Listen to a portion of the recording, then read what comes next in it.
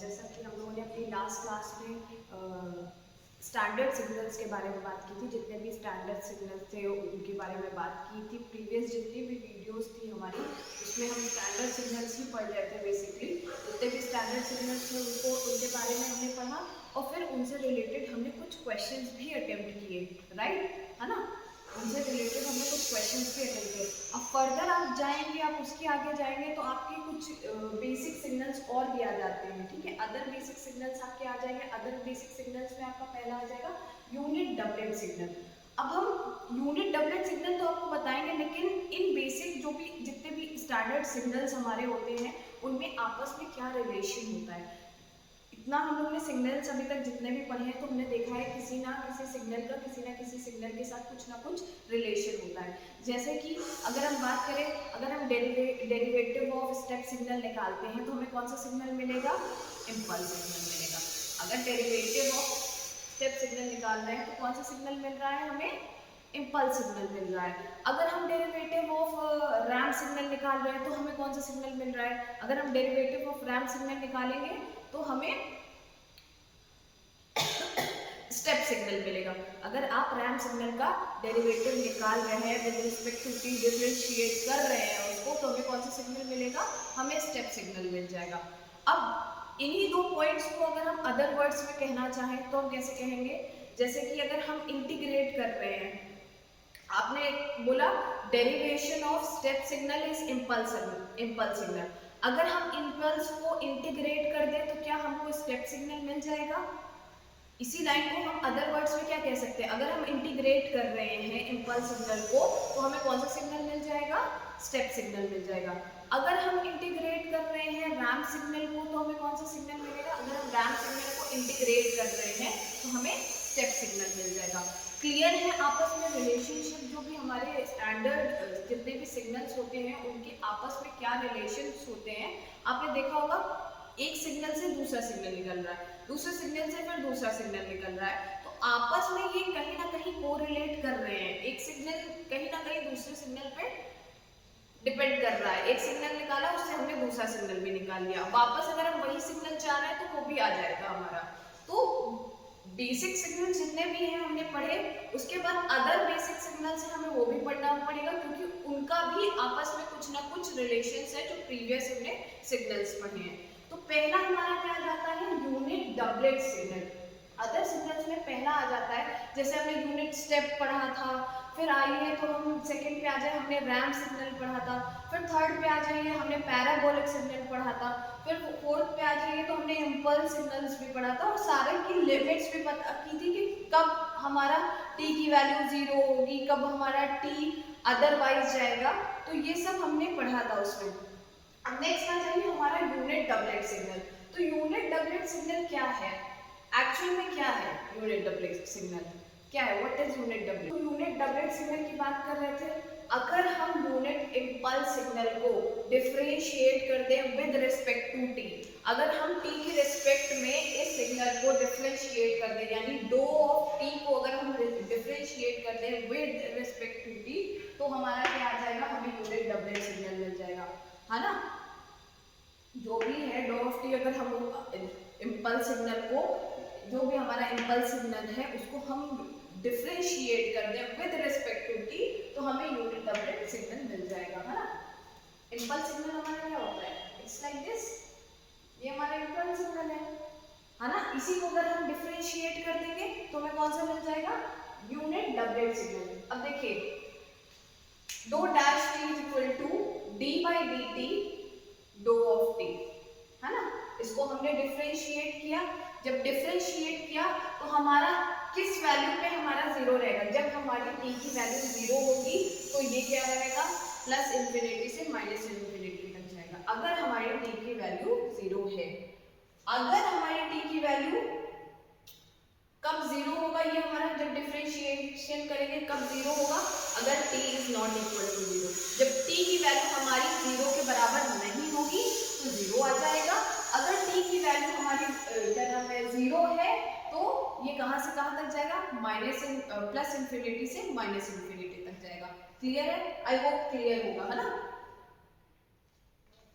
इसी तरह से शिफ्टेड वाला देख लीजिए।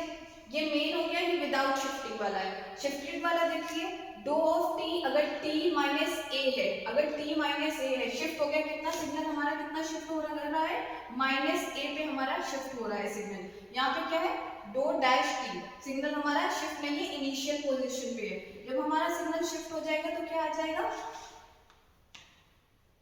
टी की वैल्यू जब हमारी ए रहेगी तो प्लस इंफिनिटी से माइनस इंफिनिटी तक जाएगा, जब हमारी टी की वैल्यू ए रहेगी। अगर टी की वैल्यू ए नहीं है तो अदरवाइज हमारा क्या हो जाएगा, जीरो हो जाएगा। सिंपल है, जब टी की वैल्यू यहाँ पे जीरो रहेगी तो ये प्लस इंफिनिटी से माइनस इंफिनिटी तक जाएगा, और कब जीरो हो जाएगी, जब t is not equal to zero. ऐसे ही शिफ्टिंग वाले में आ जाइए, जब टी की वैल्यू हमारे ए के बराबर आ जाएगी, इसके बराबर आ जाएगी, तो हमारा वैल्यू कहां से कहां तक जाएगा, प्लस इंफिनिटी से माइनस इंफिनिटी तक जाएगा। और कब जीरो होगा, जब t is not equal to a। I hope clear होगा आप सबको, है ना। तो आप देख रहे होंगे एक रिलेशनशिप बिल्डअप हो रहा है। ये रिलेशनशिप किससे बिल्डअप हो रहा है, जितने भी हमारे स्टैंडर्ड सिग्नल से, उनसे वो रिलेशनशिप बिल्डअप हो रहा है।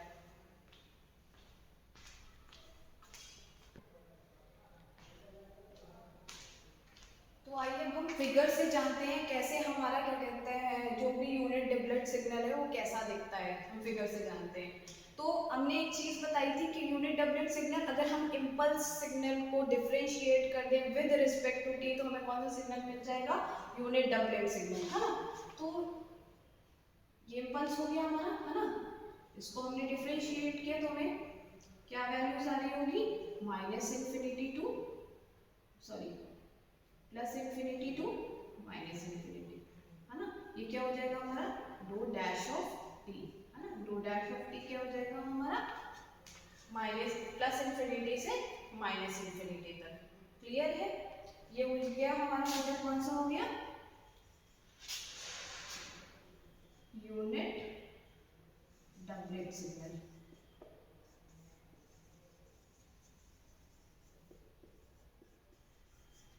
सेकेंड आ जाइए, अब हम शिफ्टेड वाला कैसे बनाएंगे, है ना। शिफ्टेड वाला कैसे बनेगा, क्या हो जाएगा, ये plus infinity to minus infinity और डो डैश टी माइनस ए, है ना। सिग्नल क्या है, टी माइनस ए हो जाएगा, थोड़ा सा शिफ्ट होके बनेगा ना, कुछ पोर्शन शिफ्ट करके हमारा सिग्नल मिल रहा है। तो इसकी वैल्यूज कहाँ से कहाँ तक आएगी, प्लस इंफिनिटी से माइनस इंफिनिटी तक। आई होप क्लियर होगा, है ना। तो ये दोनों हमारा फिगर बन गया। ये कौन सा फिगर है हमारा, यूनिट डबलेट सिग्नल का फिगर है, और ये वाला कौन सा सिग्नल आ गया, शिफ्टेड यूनिट डबलेट सिग्नल।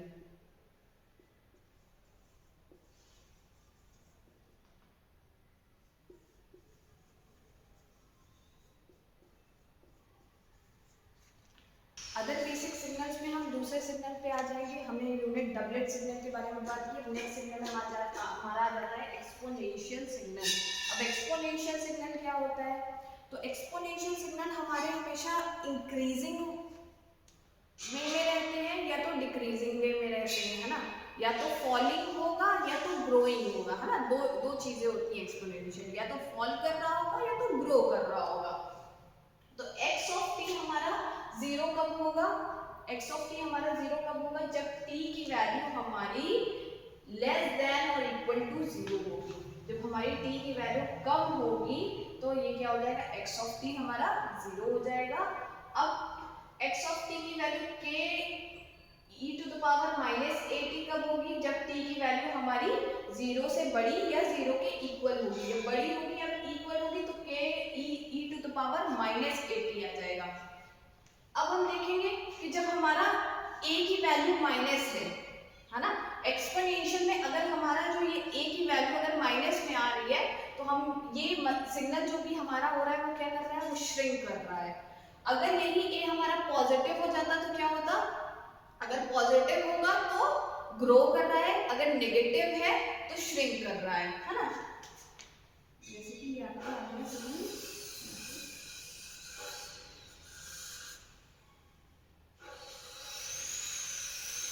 ये कोई वैल्यूज मिल जाएगी यहाँ पे,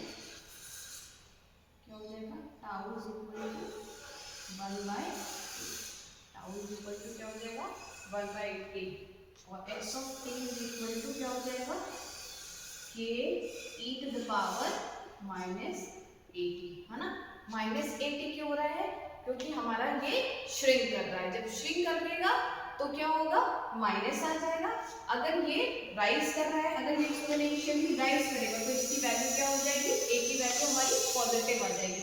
जब ये श्रिंक करेगा तो a की वैल्यू क्या आ जाएगी, हमारी नेगेटिव आ जाएगी। क्लियर है सबको?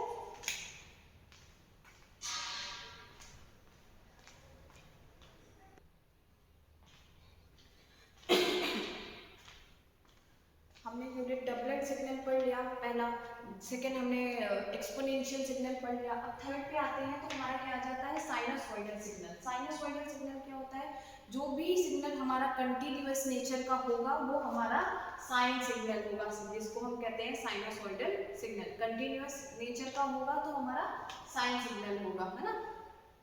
कंटिन्यूअस नेचर का अगर हो गया वो तो वो साइन सिग्नल का हो गया। और अगर कंटिन्यूअस सिग्नल का है तो स्मूथ पीरियोडिक रहेगा, है ना। आप देखेंगे डायग्राम के फिगर से हम बताते हैं, ये कुछ इस तरह का सिग्नल रहेगा, है ना। ये 0 हो गया, पाई, 2 पाई, 3 पाई।